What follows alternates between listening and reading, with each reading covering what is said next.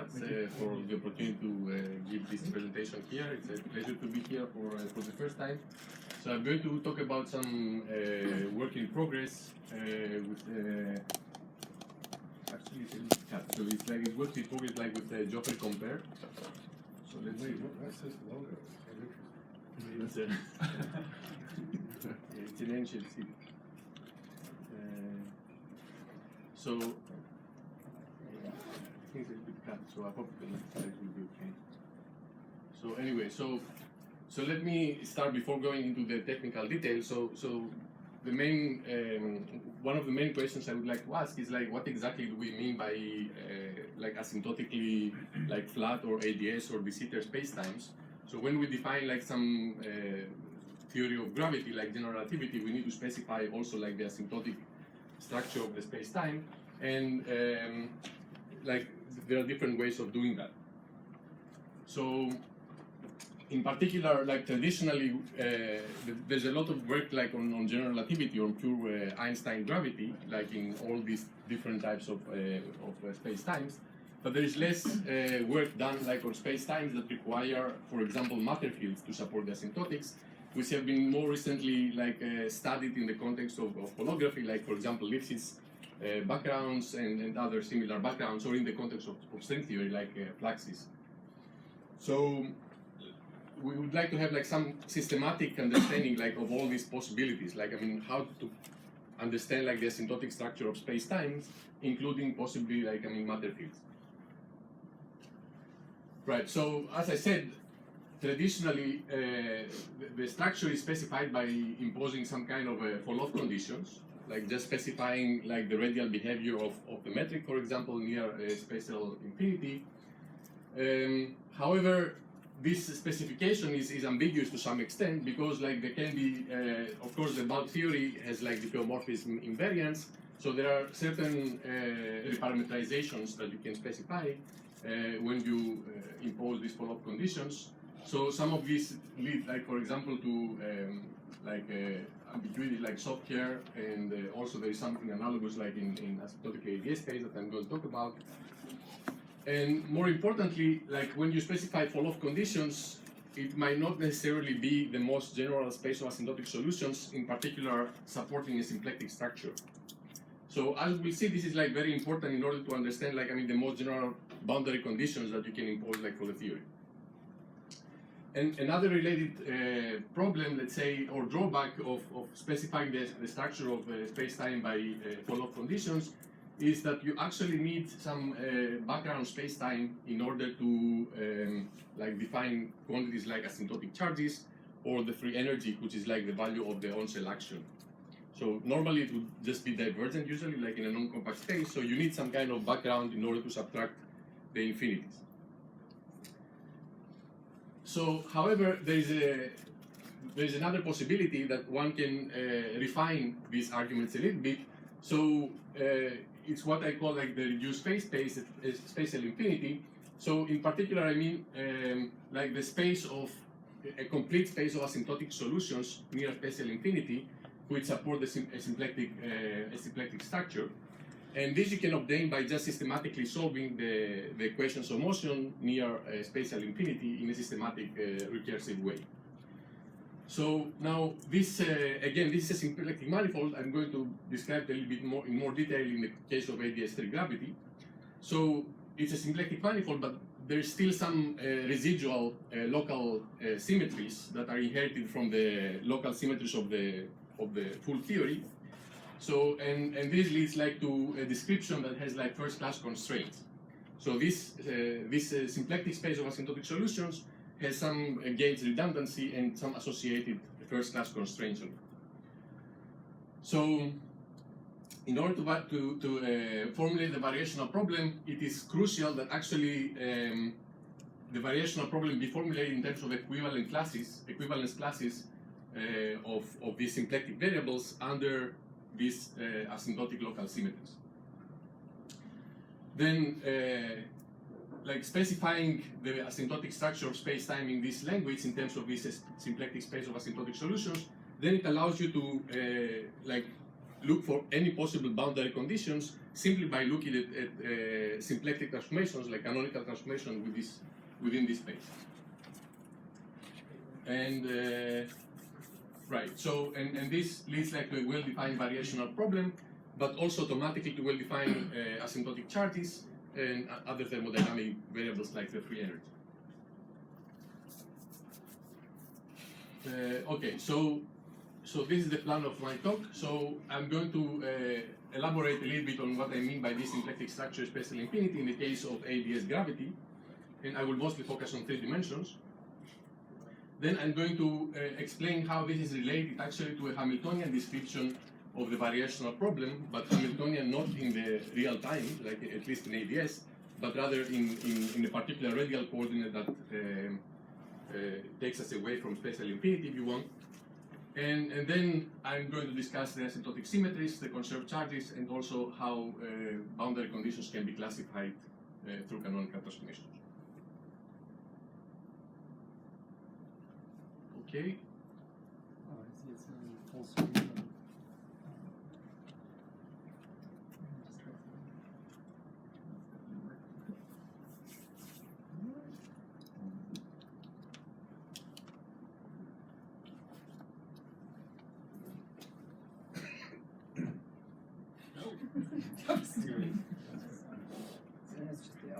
Okay.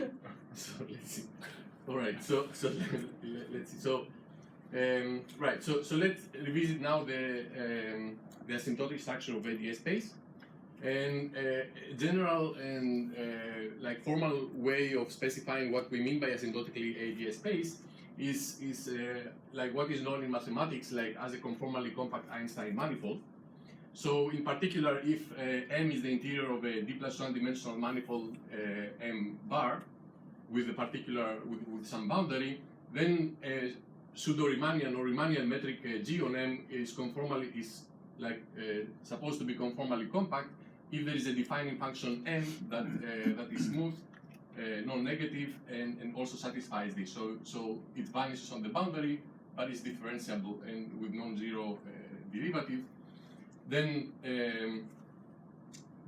this conformally related metric G tilde extends smoothly like to the full space-time, including the boundary.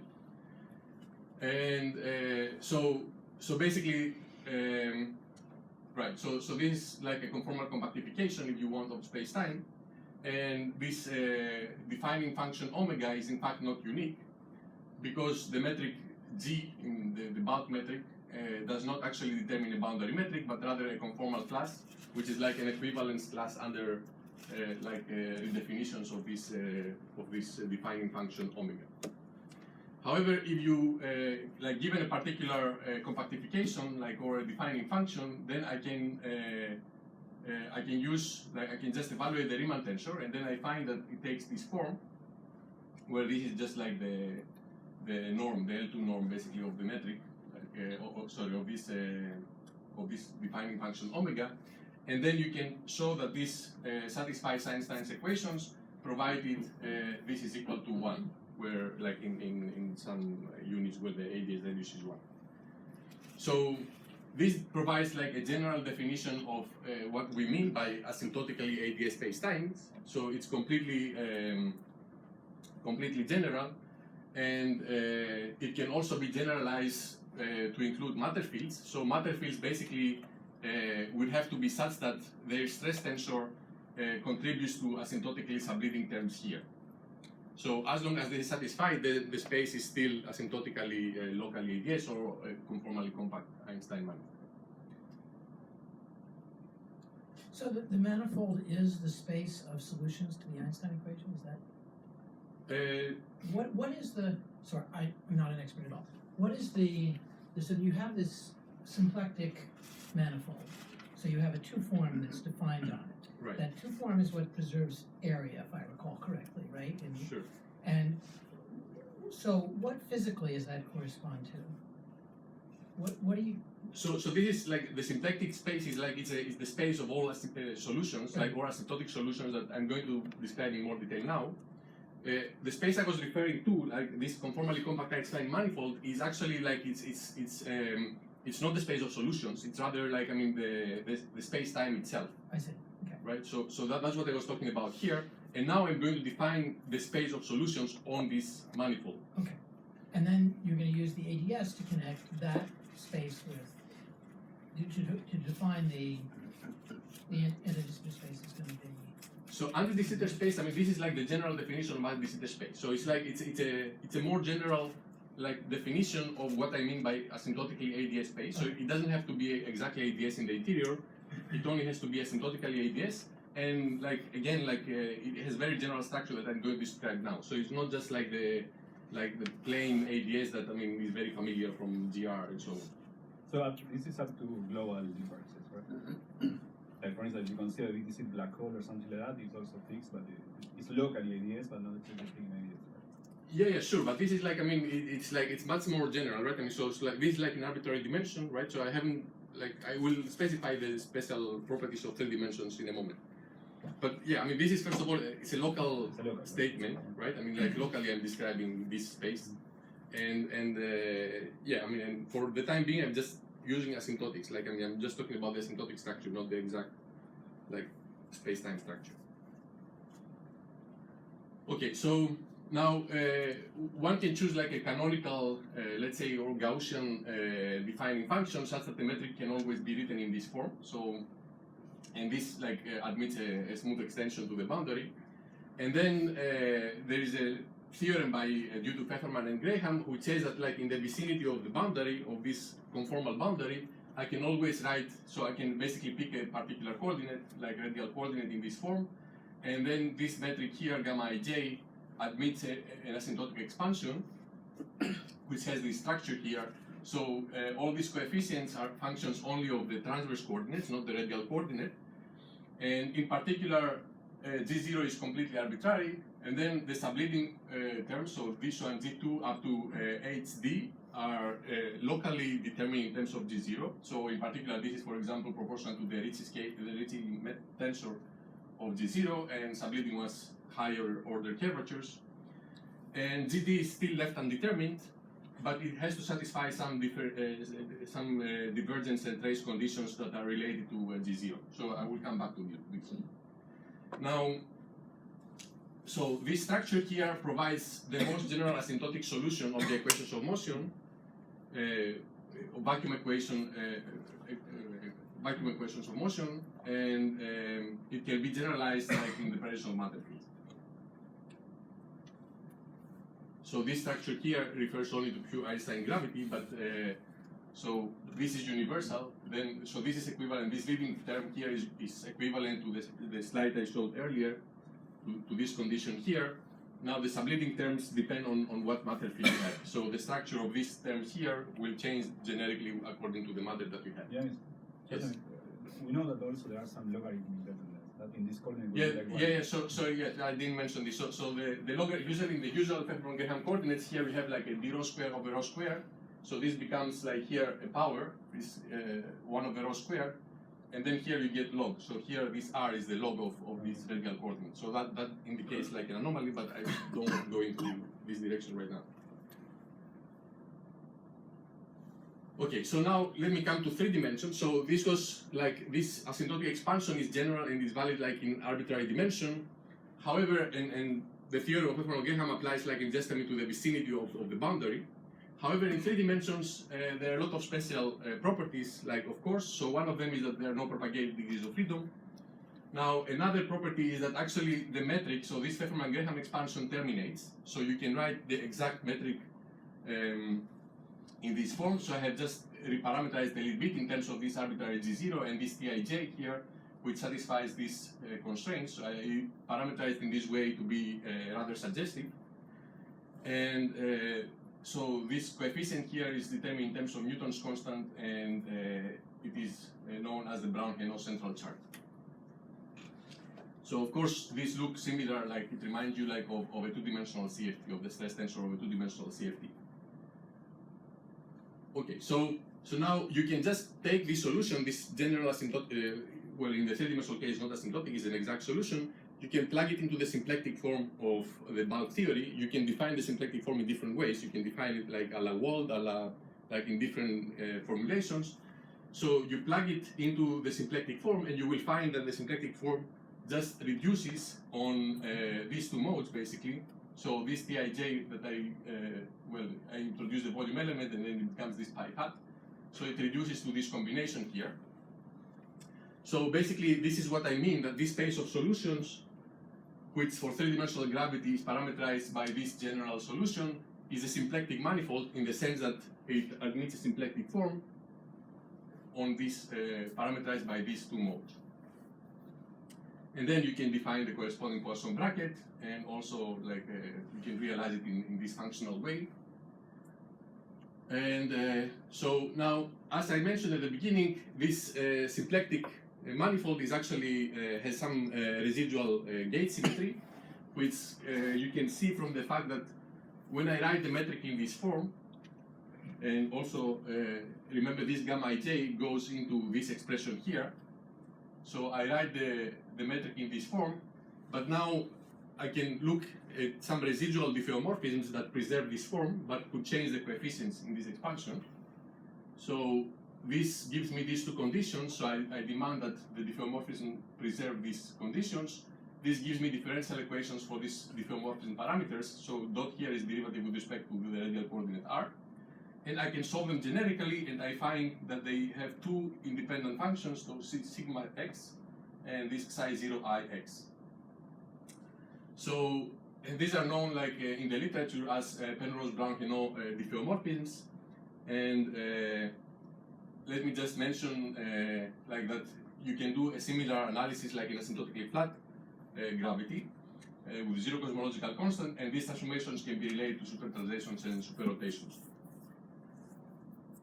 Okay, so now given these transformations, we can look how the symplectic variables transform under these.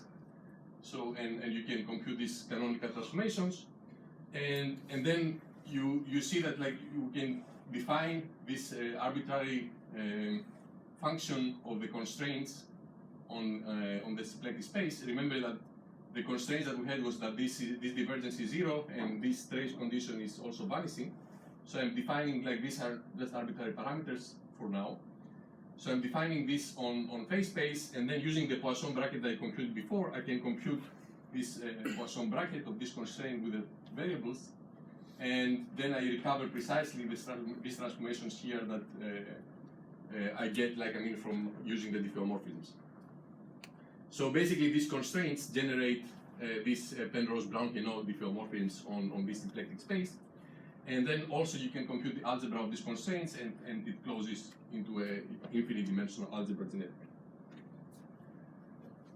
Okay, so finally, let me just say that when we want to classify boundary conditions, so it also helps to have a description of the phase space or the symplectic manifold of solutions that is not constrained. So I would also ideally like to solve these constraints explicitly and have some unconstrained phase space description. And this, in the case of three-dimensional gravity, you can do using the Liouville stress tensor.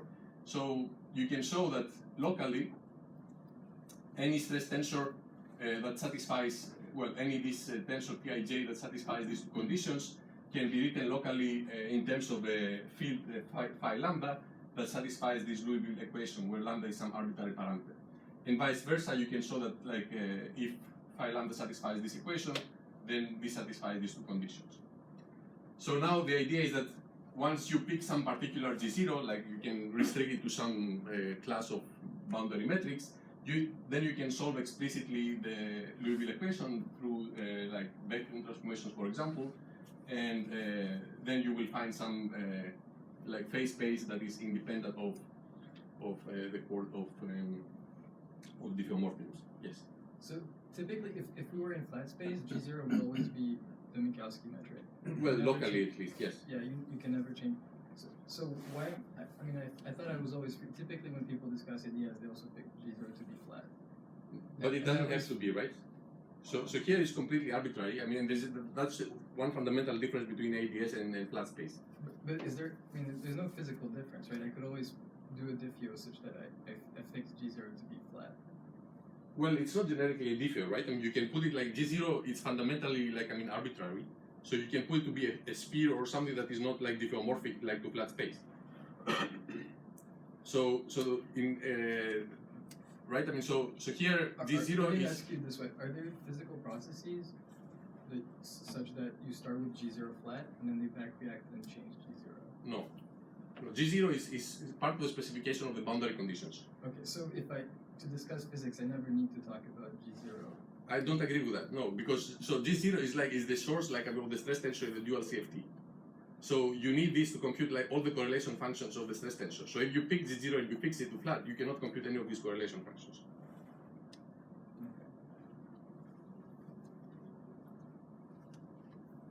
Okay, so now let me go to how this is related to the Hamiltonian description.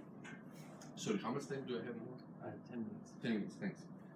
So, right, so now I would like to formulate the variational problem within this symplectic space of solutions, and that is specified by the Pfefferman-Graham class of metrics.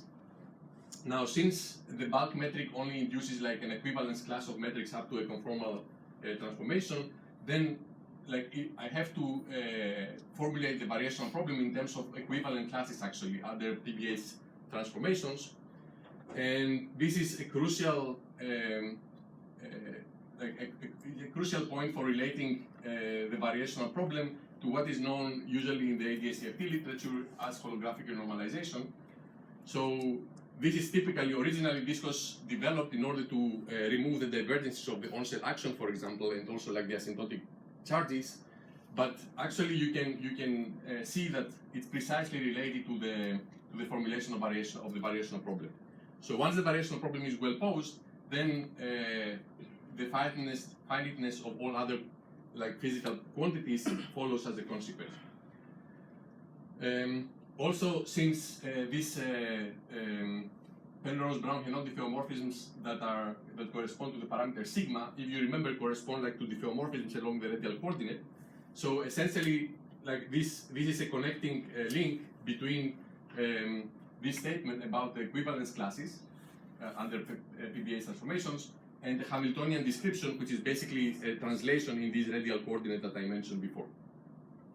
So again, the Hamiltonian description is in the radial coordinate, not in real time. So in particular, now let's see that in order to define the variational problem, I have to actually regulate the space. So I have to impose like I have to introduce like a cutoff, like a radial cutoff, and then I call this R0. So then the variation of the action takes this form. Here is the bulk part with the equations of motion, and then like I get also this boundary term, which you can show again. I mean, you can use like covariant phase space, for example, with a pre-symplectic form, etc. But you can show that the pullback of this on the radial slice is always of this form, where pi aj here is the canonical momentum in the usual ADM canonical momentum conjugate to the induced metric gamma ij on this radial slice. So, and again, this shows directly that there is a direct connection between the variational problem in asymptotically ADS space and a Hamiltonian formulation of the bulk dynamics in the radial coordinate emanating from spatial infinity. So now, in order to be able to remove this cutoff here and send this to infinity, which is like the proper variational problem in asymptotically ADS space, I need to be able to make this invariant under R0 translations. And this, another way of saying this is through these Penrose-Brown-Henault diffeomorphisms. So I should make this quantity to be like a class function. So it should only depend, like on the equivalence class and not on the representative. So how do we do that? So to do that, you have to add a boundary term of this form. And let me, due to time, let me not go into this particular term here. But basically, you have to add a boundary term that is of this form and is a local function of the induced metric. And this actually generates a canonical transformation from the original variables gamma ij, pi ij to transformed one. So it leaves the coordinates, the generalized coordinates invariant, but it transforms the canonical momentum in this way, such that, well, the original, by construction of the Pfefferman-Graham expansion, this was proportional asymptotically to this metric. and now the renormalized canonical momentum is proportional to this stress tensor Pij that I mentioned before. So that is the difference here. Originally, the renormalized one was also proportional to G0, but the renormalized one is proportional to the stress tensor. So, and this is essentially what holographic normalization is doing. It's doing this canonical transformation. So now you can see that like the variation of the combined action here is giving you a boundary term that is of this form, and then if you combine this to asymptotic behaviors, then you see that this is invariant under radial translations. So now you can remove the cutoff. So now the variational problem that we had here, so this boundary term here, which basically becomes like G0 times, well, pi hat times delta G0, is a well-defined variational problem once I impose Dirichlet boundary conditions on G0. So more general boundary conditions can be imposed. By doing a canonical transformation, a finite canonical transformation on top of the one that renormalizes the theory, and this canonical transformation takes this form. So generically, it will be like some canonical transformation like this, which preserves the symplectic form by definition. And then the variation of the total action, so including this boundary term that renormalizes the theory, it will be of this form. And then now I can impose boundary conditions on using this new variant. Okay, so let me just say briefly here. So now you can specify asymptotic, the asymptotic symmetries of the space-time by imposing some particular choice of these generalized coordinates. So that would be the analog of G0 in the Dirichlet case. So, but generically it could be any combination that follows from canonical transformations. So now I fix this G to be some particular choice, and then I look at the subspace of Penrose-Brown-Henault diffeomorphisms that preserve this condition exactly, so that I get 0. So, and this means that also like this choice Q bar has to be such that, I mean, this is 0, which does not necessarily mean that delta Q bar is 0 actually. So, and I can do actually generalization of this condition. So this is like the most common definition of the asymptotic symmetries, but given that the full like asymptotic symmetry is like this Penrose-Brown-Henault symmetry, in principle I can just define like the asymptotic symmetries like using some particular subclass of Penrose-Brown-Henault diffeomorphisms if I want to. So, and this has been done in some cases, like in the case of the Trussell boundary conditions, like if you know what I mean. Okay, so now schematically again, if epsilon I here denotes like the conformal Killing vectors, let's say, so or the asymptotic symmetries that solve this condition, then I can define the conserved charges in this way through these generalized canonical variables. And then you can see that, I mean, you can obtain the variation of these canonical variables under these asymptotic symmetries through the Dirac bracket. And then you can compute the algebra through, again, this Dirac bracket using this idea. Okay, and just like, let me flash this here, it's just some technical results, but let me just say that basically now one simple case that one can consider is like you can impose, for example, the condition that the boundary metric G0 is Ricci flat. You don't have to do that, but I just do it like for simplicity here. So, and then you can parameterize it in this way, and then you get a condition like to be Ricci flat, you get this condition between all the modes, and then the variation of the action is of this form. And then there are two general classes of solutions of this Ricci flatness condition. The first one is this one. So the Weil factor has to be of this form. These mu's have to be 0, and then you get the usual holomorphic and anti-holomorphic stress tensors. And then there's a second class which takes this more complicated form. And let me say, I'm not going to go to the details of the next slides. So let me just say that basically Brown-Henault boundary conditions, for example, fall into this category. And then compare Song-Strominger boundary conditions fall into this category here, into this class. And so here is the usual calculation for the Brown-Henault charges. So you, in this case, Qij is just like G0, so no extra canonical transformation. Then you can impose this condition, you find the killing vectors, and you compute the charges, and you find like the usual Virasoro algebra. And for Compère-Stormingy boundary conditions, you need to add like an additional boundary term, like of this form, and then the variation takes this form. And then you see, I mean, that the variational problem actually dictates that these have to be satisfied.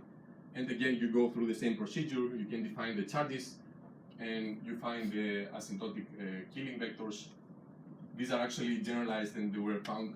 The generalization was found by this gentleman here, just after the original paper, and it generalizes the algebra. So the algebra here, the asymptotic algebra, was originally one Virasoro with the U1 Kac-Moody algebra at level K, but the generalization is actually an SL2 algebra at Kac-Moody algebra at level K. So, just the concluding remarks. So, the first point I would like to stress is that the variational problem in theories of gravity can be formulated in general on the space of asymptotic solutions, especially infinity, which is a symplectic manifold.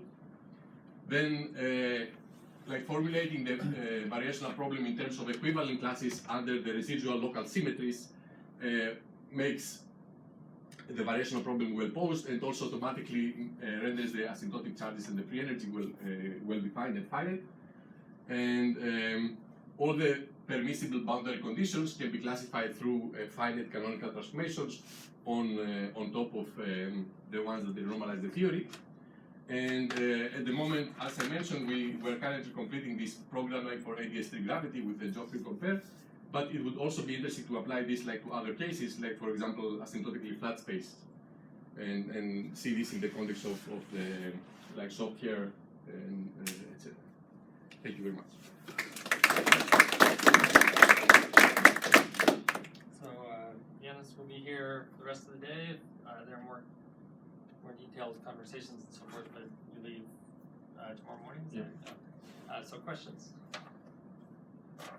So out of this classification, you recover all the sets like Balmerino, Quasar.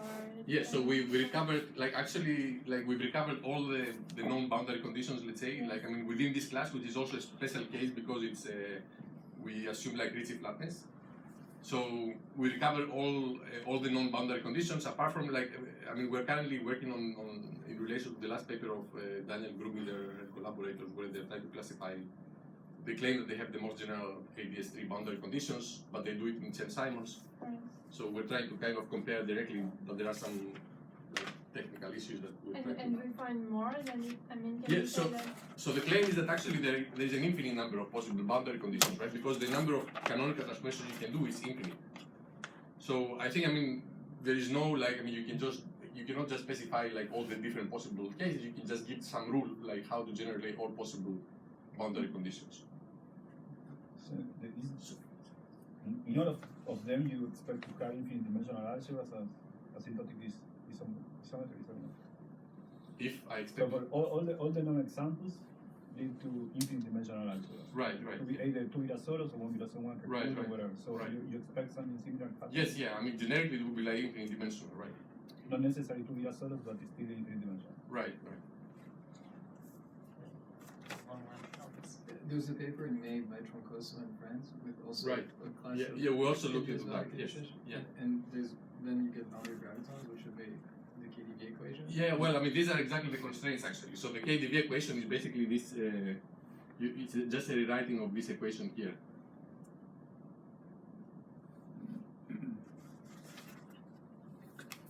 It's just a rewriting of this equation. So if you solve this, basically, I mean, you go to this Liouville description that I mentioned, right? So they are related, but yes, I mean, we are also trying to make this connection more concrete. And what labels the equivalence classes under PVH transformation? So what was what? The equivalence classes of G0s. I thought you could always do PVH transformation to go back to flat, but Right. is that true? Well, I mean, conformally flat, yes. Conformally flat. So Right. So there's always up to a line factor. Right, right. And that's what labels your equivalence class. Right, exactly, right, yes. But it's important, like, I mean, what you, how you define the boundary conditions, right? So the difference between, like, I mean, Brown-Henault and Troussard is precisely this, whether you allow for this extra byte transformation or not. Well, in the interest of time, I think we can move on, but let's thank Ms.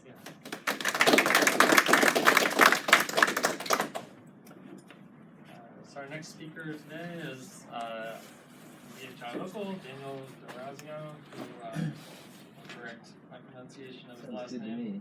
Okay. And Dan is an Einstein Fellow here at the CFA, and today he'll tell us about a supermassive black hole binary in PG 1302-102. All right, thank you, Michael. Beauty of the black hole initiative is we can have a talk on ADS-3 gravity followed by a talk on a specific object named for its coordinates on the sky. So maybe in the future the two talks will be related. So yeah, I just wanted to. The goal of this talk is to kind of give you a flavor of the things I'm working on and what I'm interested in, and just simply that's figuring out ways to find massive black hole binaries at the centers of galaxies. So theoretical work predicting what the electromagnetic signatures of these objects might be and how we can go and look for them. To date, though, there aren't any. I wouldn't say there aren't any secure detections of these close separation massive black hole binaries, but there are some interesting candidates. And what I'm going to talk about partly today is this specific candidate that I've worked on, and it's my favorite candidate massive black hole binary, PG 1302-102, which is the name of the quasar, or the active galactic nucleus that we think this massive black hole binary is sitting in. Just in case you're curious, PG is the name of the survey that this is found in, the Palomar Green survey, and 1302-102 are its coordinates on the sky. So, but first some background. Just to remind you, this is an astrophysics talk. Here's a galaxy. So we think at the center of most galaxies there are massive black holes, millions to 10 billion solar masses, and the evidence for that is from the dynamics of gas and stars at the centers of galaxies. And we also believe that these accreting massive black holes are what powers the very luminous active galactic nuclear quasars that we can see out to the edge of the universe almost. So there are black holes at the centers of almost every galaxy, and we observe that these galaxies merge. This cartoon isn't really to scale, but there are black holes at the centers of these merging galaxies. This is a real system. We have pictures from Hubble, and etc. And so then the natural question is, if there are black holes at the center of galaxies and galaxies merge, do black holes come together and merge? And the standard picture for this process from galaxy merger to black hole merger goes pretty much in 3 steps. As the galaxies come together, each black hole holds on to its own nucleus of stars and gas, and the surrounding stars in the newly being formed galaxy drag back on these black holes and bring them to the center through a process called dynamical friction. When the 2 black holes become close enough, they can form into a binary, which is you can define by saying that the orbital velocity of the binary is larger than the surrounding velocity of stars. And so at this point, this process of the black holes coming together slows down because the black hole is throwing out stars at a faster rate than stars can come back into orbits that interact with the black hole. So you might think that at this kind of separation, which is usually in the order of parsecs, or 3 light-year separation, that the binary would stall and would not come together to merge. But there are some theoretical processes, including the inclusion of gas and non-spherically symmetric stellar distributions, that can cause the binary to come even closer to less than parsec separations, where gravitational radiation will carry away energy and angular momentum and merge the 2 massive black holes into a single black hole at the center of the galaxy. And of course, this last process is interesting because it creates some of the brightest, or I guess you could say loudest, gravitational radiation in the universe, and this is in the low frequency range. So LIGO, we know, has detected high frequency gravitational waves from stellar massive black holes merging. These massive black hole binaries would pretty much populate the low frequency gravitational wave sky. But they can also teach us a lot about astrophysics, the mutual buildup of galaxies and their black holes, and these processes that go on with gas and stars that can bring the black holes, or not, past this final parsec separation. So, the question is, how do we find them? And the answer, if there is one, is that they don't necessarily merge in a vacuum. To find a massive black hole binary, you need to ask where does it live, what's its environment like, and how can we figure out what it's doing there. So just to give you an idea, this is a standard cartoon picture of kind of the anatomy of an active galactic nucleus or a quasar. At the center is our black hole, and this little pink thing surrounding it is a gas accretion disk. And this accretion of gas on black holes can drive jets, which we see in maybe radio in 10% of these active galactic nuclei. And the accretion on the black hole itself creates very bright optical, ultraviolet, X-ray, etc. emission. But surrounding this accretion disk is often a donut of dust, which can obscure the optical and ultraviolet emission, can also cause infrared radiation. And then there's also these regions here, which we often call narrow or broad line regions, which are just, clouds of orbiting gas that are ionized by the central emission source, and they give off emission lines, which, depending on how fast they're orbiting, have broader or narrower widths. And these can tell you something about the dynamics of that region and also the central source itself. So the idea then is to look at the standard picture of how accretion onto a single black hole and its environment interact with each other to create what we observe in quasars, and modify it slightly by putting a binary black hole in the center and ask if there's anything unique about what we observe when there's a binary there, and how we can use that to look for a population of massive black hole binaries. So there are a number of different methods depending on the separation of the binary. At the widest separations, on tens of thousands of light years separation, when the two black holes still hold on to their own gas and dust as stellar nuclei, there have been images, as you can see right here, of separations of what are called dual AGN. But then as you go down to smaller and smaller separations of the binary, of course at merger there are gravitational waves that can be detected by LISA, and presently, actually, interesting, the pulsar timing arrays are at the sensitivity where they can start ruling out models for merger rates, because pulsar timing arrays measure a background of stochastic background of gravitational radiation from all these very massive black holes merging throughout cosmos. But anyway, and in between, there are a number of different methods that I'm not going to talk about, which involve different parts of the quasar anatomy, which I just showed you. But I want to focus right now on this specific method. It's a very simple idea, but one that has come to fruition recently, and it involves looking at quasars and looking simply for a periodic modulation of the brightness, with the thought that periodic modulation is due to this Keplerian orbital motion of the binary. And so this will give you an idea. Some of the work I've done to ask what would cause such a periodic modulation of the brightness of an AGN. There's, I'll tell you two different possible ways. One is through periodic accretion. So here I'm showing you surface density of, this is a hydrodynamic simulation that I've run of a thin disk accreting onto a binary, and this is just surface density. So the white is very high density gas, and the black is pretty much zero density gas. And what we find from these simulations is that as gas accretes on the binary can accrete at as higher rate than a single black hole, which means they can be as bright as the normal picture of AGN would predict. But they also can modulate the accretion rate and hence the brightness at specific periods, which can be at the orbital period of the binary, or perhaps longer ones to the gas orbiting in this disk. So periodic accretion can cause this type of modulation in the brightness of a AGN which harbors a central massive black hole binary. Yeah. This thing is kind of off-center, right? The disk is not symmetric around the binary. Yeah. You put that in by hand, or it develops automatically? No, this develops on its own, which is a really interesting feature of. It depends on the mass ratio of the binary. Mm-hmm. When the mass ratio is almost equal, what happens is you start with a completely symmetric system, and you see how these are pulling in these accretion streams from the side of this disk.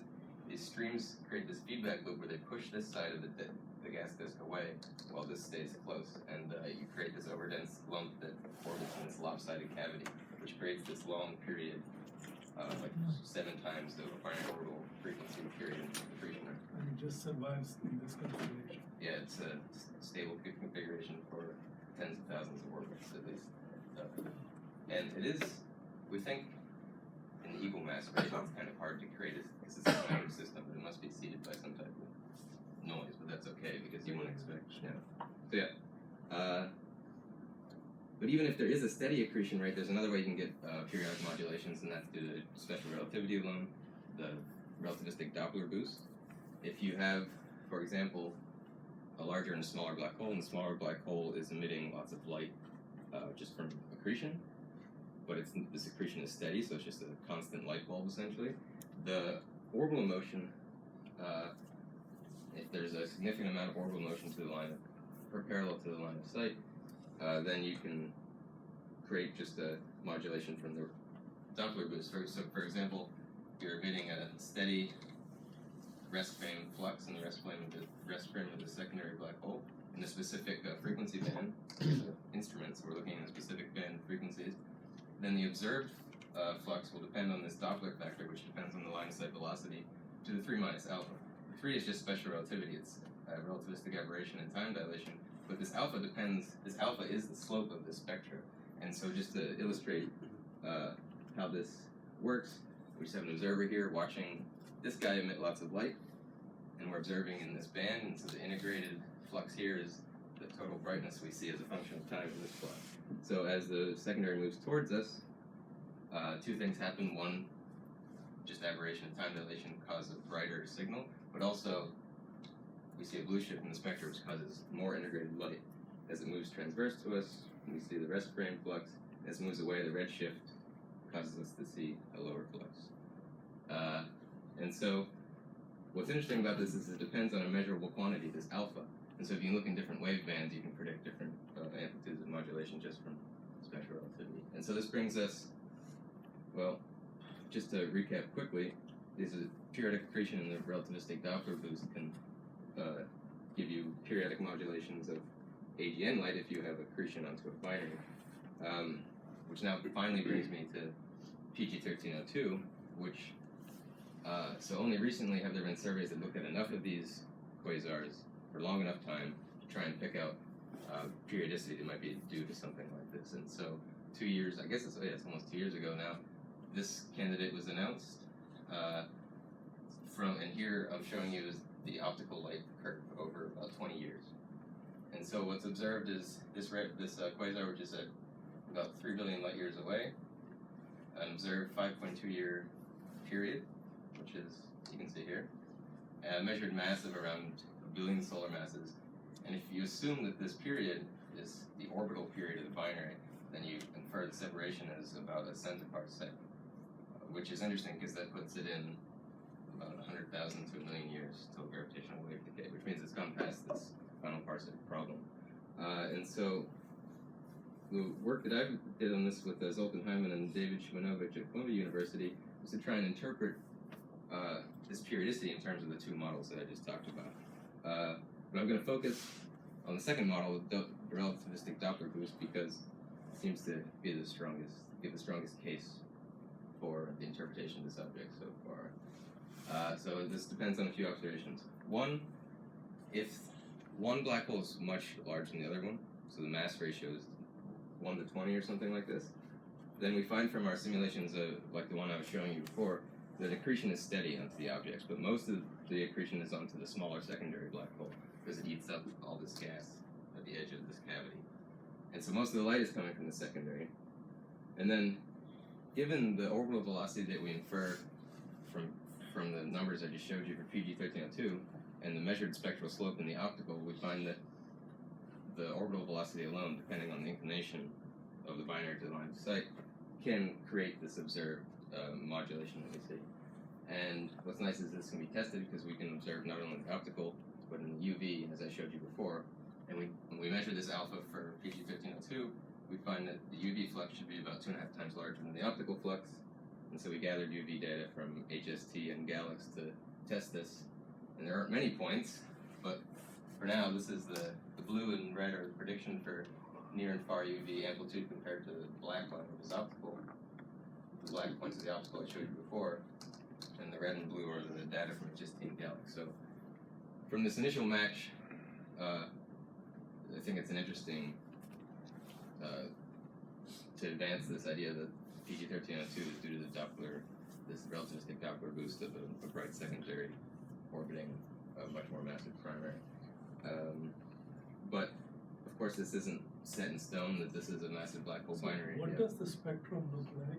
It's not a single power, right? No, it's Because then they would all be the same. then they would all be the same, right? So now the slope is changing between the optical and UV. and the UV. Okay, Yeah. I see. Right, so if you measure in those two different, you measure the slope and you measure the fluxes in those two wavebands and see if it matches. And it does so far.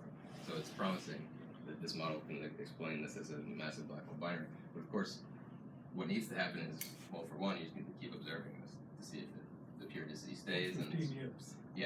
so this is, each of these is five. Yeah, right. Is this the first one of these types found? Through These this, massive black hole binaries? right, so there was one before this called OJ287, but OJ287 is much more of erratic flaring behavior. And they've got 100 years of data. And this does also. This also. So Josh Grinley just told me, so apparently this periodicity is also in the, but I have to talk to Josh more about that. But yeah, so that's one thing, you have to sit on it and wait and wait and wait. But what I've been thinking about is other ways that we can attack this problem and find more corroborating evidence. And so what, I have a minute? No minutes, okay. Okay, well, just to give you... Give him a minute. Okay. I'm just gonna breeze through three things that I've been thinking about to help also, figure out whether this is a massive black hole binary or not. One I talked about earlier at the CFA, and this is I showed you this dust torus before. This optical light that we see that's varying in time could also be illuminating dust in a variable manner. When you heat up dust with optical and UV, you get infrared, and so the infrared should also vary. And there's a nice study in 2016 which showed this to be the case. You also have periodicity in infrared bands. This is the optical we looked at before. These are the infrared bands, except the infrared periodicity is phase lag and at a smaller amplitude. And if you want to talk to me later, we're just submitting a paper which models this type of infrared emission you expect to get from a black hole binary at the center. There's also jet morphology, which I'm not going to say much about, but if you have a jet attached to one of them, you can create wiggles in the jet, and you can measure these wiggles and learn something about the binary mass ratio. And then something I've just started working on now, which I think would be really interesting, it's just preliminary work, is a possibility of self-lensing of one of the black holes by the other. So if this secondary, which we talked about before, you see the Doppler is orbiting the primary here. This Doppler boost causes it to be brighter and dimmer, but also if there's the correct inclination, you can create lensing events. And so it's something I would like to talk about in the future to you. And then beyond PG1302, there are now about 150 candidates that have been pulled out of Quasar surveys just by periodicity in their light curves. And so to be putting together all these types of multi-wavelength studies to pare this down to 0 or 10 or 150. So hope this gives you a flavor of the things I'm interested in. So please ask me questions.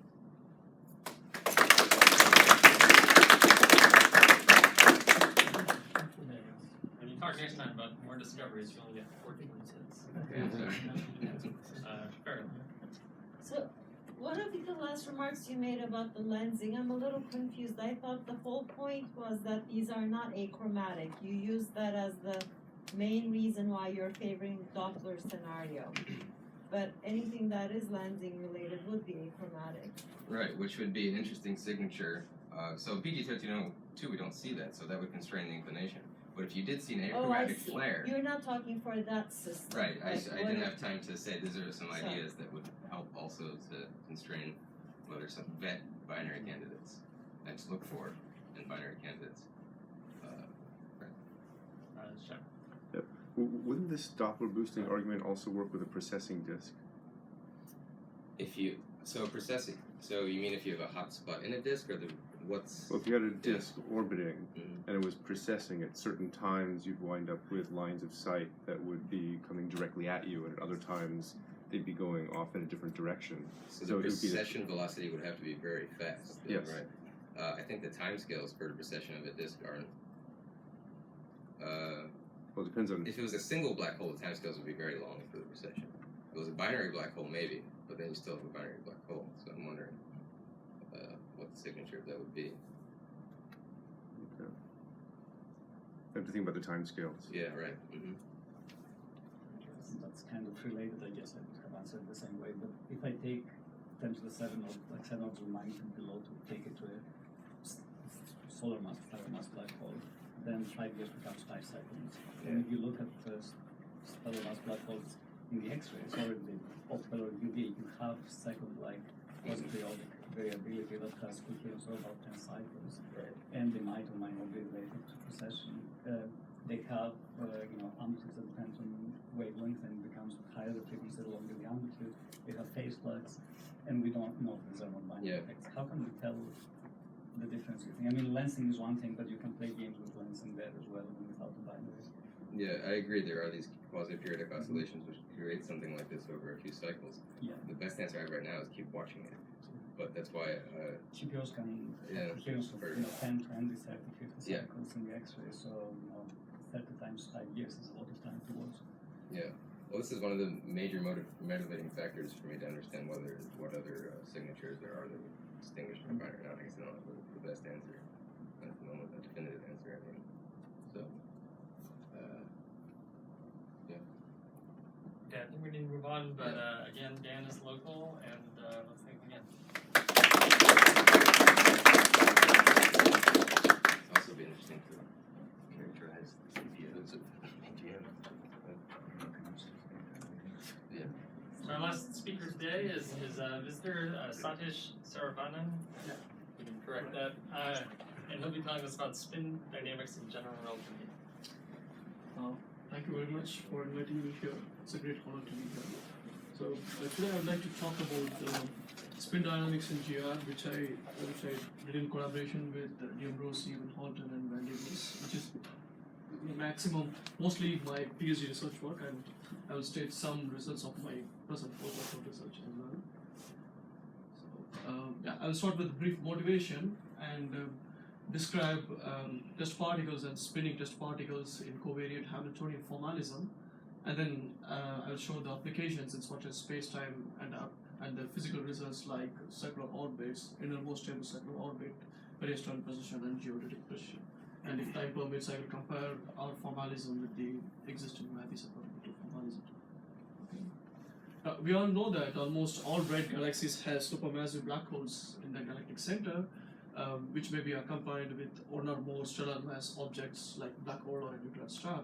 For example, our own Milky Way has such star is a star, and it has 28 stars orbiting around it. Right? So basically, I model two compact objects in which as the central object is a supermassive black hole, and the orbiting object can be a stellar mass black hole or a neutron star. And these are technically called as extreme mass ratio systems. And these are the potential candidates for the future space-based gravitational wave laboratory, LISA, the Laser Interferometer Space Antenna. Okay. So once we obtain gravitational waves from LISA, we can reveal the stellar mass population, mass spectrum, and the spin of these compact objects. Or it can also describe the space-time geometry of the central object or even its formation history. And we all know that almost all astrophysical objects spin, therefore it's very important to study the spin dynamics within the formalism of GR, framework of GR, right? As I said, my central object is a supermassive black hole and the orbiting object is a stellar mass object, and I neglect the back reaction of this stellar mass object, therefore I call it as a spinning particle. For describing spinning particle in curved spacetime, there are at least two formalisms which are known. One is Mathiesen-Papadimitriou formalism, and the second one is covariant Hamiltonian formalism. Whereas we choose to work with covariant Hamiltonian formalism because it's more straightforward, and you will see in the next slides. So before I go to the spinning particles, let me briefly review test particles in Hamiltonian formalism. The dynamics of test particles in curved spacetime can be described with three sets of ingredients. One is Hamiltonian. For a given metric G mu nu, let's say, the free Hamiltonian, that is independent of any other external interaction, the particle interacts only gravitationally, the Hamiltonian can be written as here. where the pi mu is a covariant momentum, which I will define immediately here. The particle phase space is a one particle phase space, therefore it has x mu the position coordinate and covariant momentum pi mu, and it obeys the Jacobi identities as shown here. Right? Then, being defined the Hamiltonian, it is very straightforward to construct the equations of motion by computing its phase space coordinates x mu and pi mu with its antisymmetric brackets. These give rise to corresponding equations of motion, where this is a definition of pi mu, which is proportional to the forward velocity, where dot represents the proper time derivative. And the second equation is the famous geodesic equation. Okay. To complete the system, we need conserved quantities, where the Hamiltonian itself is a universal constant, and based on the space-time geometry on which space-time we are solving, which will give rise to other conserved quantities, let's say J, which I will explicitly write in the next slides. This will not work on massless particles. Sorry? You consider only massive particles. Exactly, this is only for massive test particles, right? So now, for spinning particles, the spin tensor, the antisymmetric spin tensor sigma mu nu, we define as a combination of internal angular momentum pseudo vector S and the mass dipole moment or the Pirani vector Z. This can also be rewritten. The S and Z can be rewritten in terms of sigma as shown here. By construction, these S and Z are space-like 4 vectors. In addition to this, we have a time-like unit vector u mu, later we will call it as a 4 velocity. And these are required to match the number of independent components of the spin tensor, sigma mu. Okay. So now, in addition to the position coordinate and the covariant momentum, the spinning particle has the antisymmetric spin tensor sigma mu nu. Then it is very straightforward to compute the Poisson-Dirac brackets. Here we compute all possible combinations of antisymmetric Poisson-Dirac brackets, right? But this is same as that of the test particle, and these are the mu3 equations because of the spin, where the pi represents the pi is the generator of covariant translations, and the sigma is a generator of internal rotations and Lorentz transformations, right? So. Well, but the G mu nu, gamma are the usual meanings. G mu nu is an inverse metric, and gamma is a Christopher connection, or mu nu kappa lambda is a Riemann tensor. Note, this Poisson-Dirac bracket is model independent. In principle, we can choose any Hamiltonian to work with this. For example, electromagnetic interaction or spin-spin interaction and so on. But to start with, I start from the free Hamiltonian, which interacts only gravitationally. So, as we did for test particle, it is very straightforward to solve the equations of motion by computing the antisymmetric Poisson brackets with the Hamiltonian. So, then we obtain the corresponding equations of motion. And note, we start from the third equation, let's say. This is nothing but explicitly written equation of the covariant derivative of sigma mu nu equal to 0. Okay, this implies that my world line is a curve in space-time along which the spin tensor is covariantly constant. Look at this cartoon, where this is a world tube and this thick black line is my world line. From this equation, I could see that the spin tensor is covariantly constant, which is shown in the arrow marks here, black arrow marks. And from the first equation, I could see that the covariant momentum is proportional to the proper forward velocity u mu, and it is tangent to the world line. Okay, and these dotted world lines are the world lines followed by the center of mass, whereas we don't follow those world lines, whereas we follow the world line where the spin tensor is covariantly constant as implied by this equation. Okay, and the middle equation, the left hand side is nothing but the famous geodesic part, and the right hand side, suppose if you replace the spin tensor by charge and this Riemann tensor by electromagnetic field strength, this is nothing but the Lorentz force. Therefore, this is a gravitational Lorentz force. Okay. So now to complete the system, the symmetries of the background geometry implies conserved quantities as implied by the Northwest theorem. Here we write the conserved quantity J. Suppose when there is no spin, this term does not exist, only this one. And now because of the spin, we have this full equation where alpha is a killing vector of the space-time and beta mu is an anti-symmetrized gradient which is composed out of alpha, the killing vector. So in addition to this, we have three universal constants. One is the Hamiltonian, and the second one is the total spin I, which is defined like this, and the pseudo-scalar spin dipole product, which is again defined D, like this. Okay. Do these equations have supersymmetry? Sorry? Do these equations have supersymmetry? it's a spinning particle. So But this is within the framework of GR. I still do only GR here. yeah, I thought there was a paper by Gibbons in the 90s, which from this problem showed that there was a Suzy-Alderman curve. Maybe I'm not aware of it. Okay. Maybe it would be good to know that. Okay. Yeah. So now I apply our formalism in the case of Schwarzschild spacetime. That is, I'm looking at the spinning test particle in the Schwarzschild spacetime, where this is a Schwarzschild metric, where h0 is a Hamiltonian and pi is a covariant momentum, where m and r are the Schwarzschild coordinates.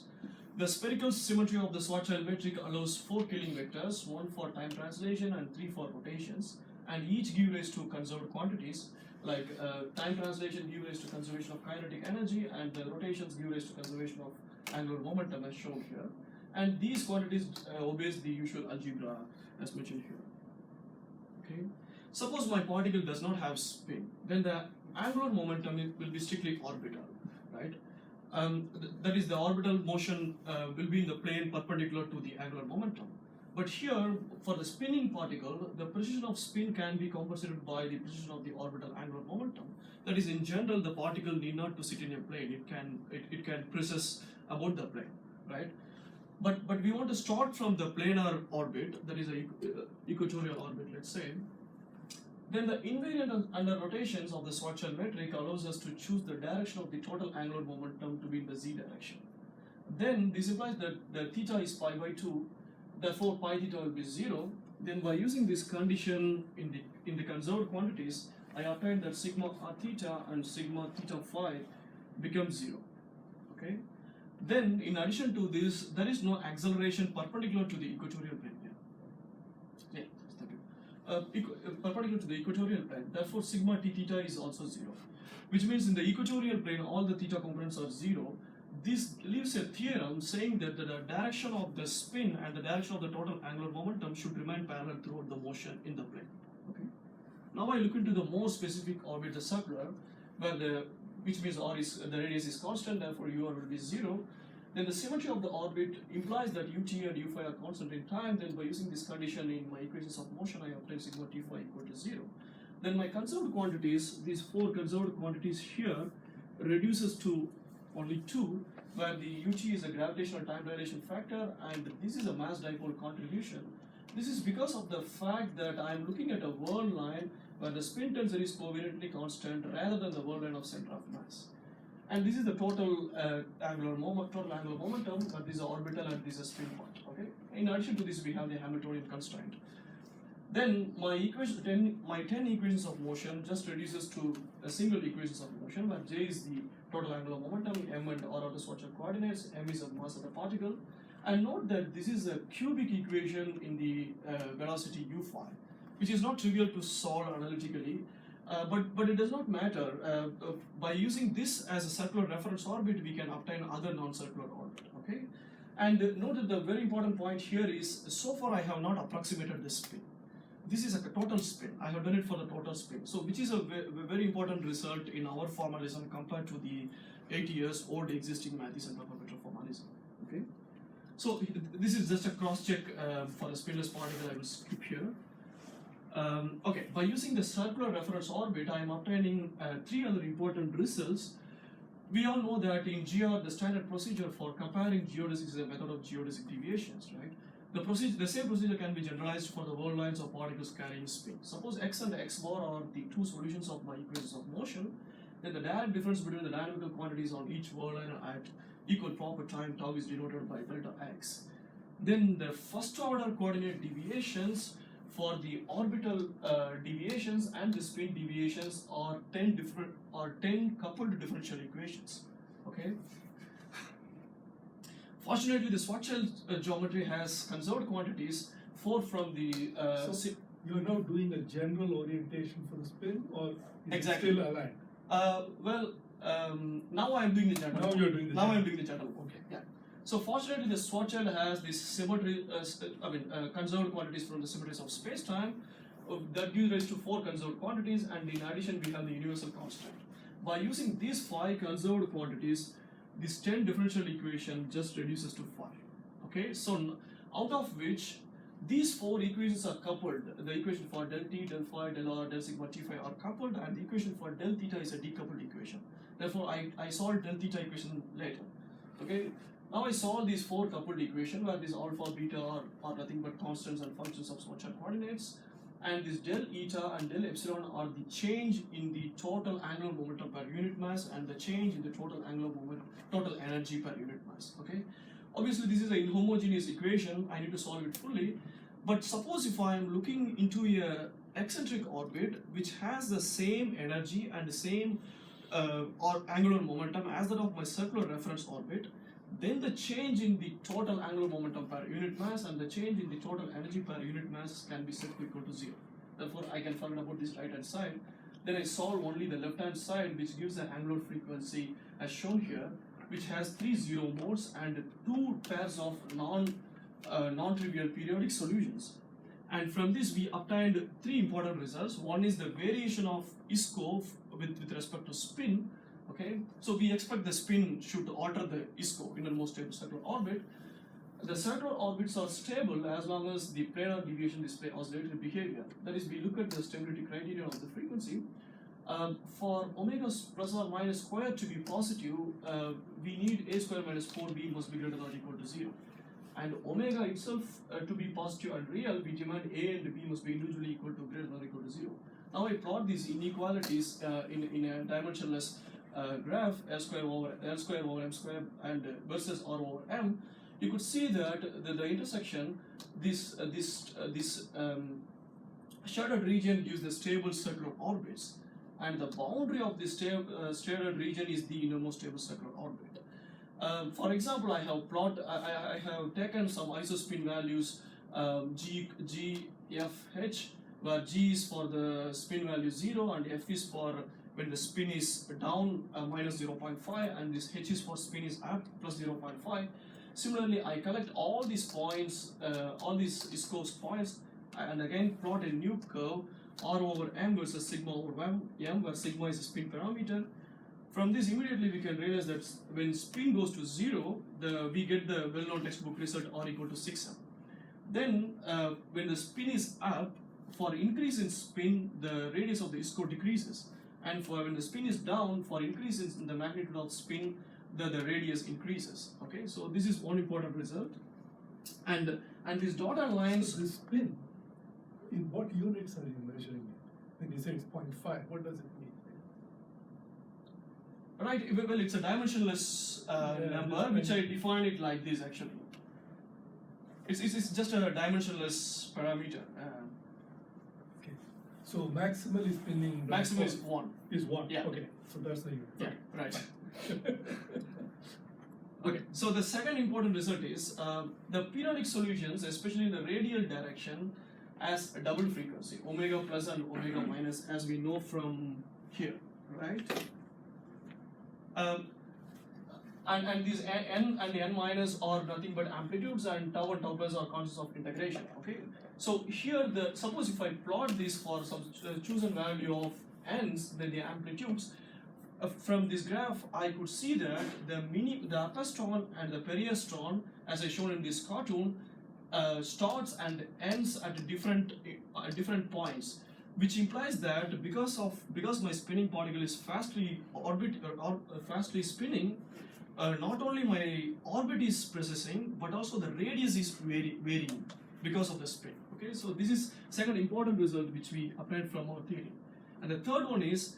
And this is a final result. Suppose if I allow my particle for an arbitrary spin, then the variation in the spin angular momentum must be compensated by the variation in the orbital angular momentum, such that the total angular momentum must remain constant always, right? Therefore, a spinning particle orbiting around a massive Schwarzschild black hole follows a precisional orbital motion, as given by this equation, where x0 and v0 are the initial position and velocity, and this omega p is a precision frequency of the orbital plane, and this delta d is constant, and all these terms are constants as shown here. Okay, so finally I conclude with my other research which I have not covered in this talk. So we have also developed, as I said, any interactions can be added with the Hamiltonian. For example, we have included electric and gravitational Stern-Gerlach forces interaction. And we also obtained the circular orbits including the gravitational Stern-Gerlach forces, and we computed the whole analysis for the Riser non-symmetric. And presently I am working on extending the formalism and these results for the Kerr spacetime, which is the realistic case. So far I obtained the circular orbits, and now I am looking at the other planar orbits as well as the non-circular orbits. Thank you so much.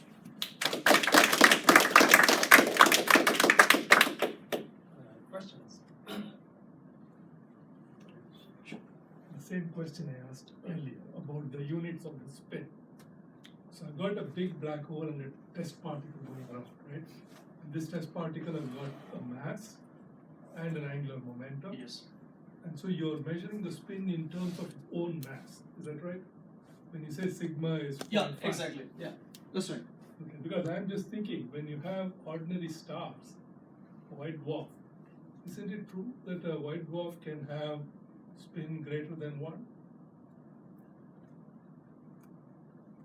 No, that's right. What are the astrophysicists? No, that's right. Here I neglect the back reaction of the particle. Right. Okay. So but I'm just thinking your theory should apply for a normal star around a supermassive black hole. No, I will tell you from this graph we conclude that only the spin values minus 0.5 to plus 0.5 is the only physical one. Beyond that, what does it mean? The theory is not true. The theory is not applicable. Why not? You're starting from a very basic. Sure, I will tell you the reason here. Yeah. The reason is because after this point, the isospin values enters into the non-stable circular orbits. It's an unstable region actually. Okay, that's interesting astrophysically. So you're saying that if the guy is spinning more than 0.5, right, you may not get a stable circular orbit? Exactly. That's what all I'm saying. The orbit is not stable. Okay. At some radius. Sorry? At some specific radius. At some specific spin or radius. Yeah. I think more than 0.5 is no big deal at all. Oh, sure. More than 1 is no big deal for a non-black hole. Sure. Here, all I'm saying is the stable orbits, the stable ISCO. Something sounds wrong because surely I can put this object at a large radius and get a circular orbit, right? No. And then as I come, there has to be a large stable orbit. Sure. Then we also need to include the back reaction of the particle. Then we no longer can treat them as a particle. That's what I'm saying. Then we have to include the internal composition of the object, or the mass, and the curvature produced by the mass. So in the particle limit, this is a physical region. That's what I'm saying. Okay. It's violating a lot of my intuition, but it's good. Yeah, need to think about it. Okay. One more question? Or?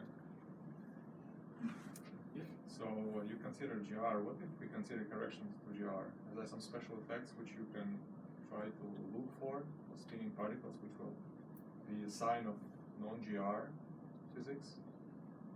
Well, so far I haven't worked on. We haven't thought about that. I have been doing within GR, and now I'm doing the realistic case, the Kerr black hole in the center as well. So, but I haven't thought about that. It will be interesting to think. Okay. Well, let's thank Satish and all our students.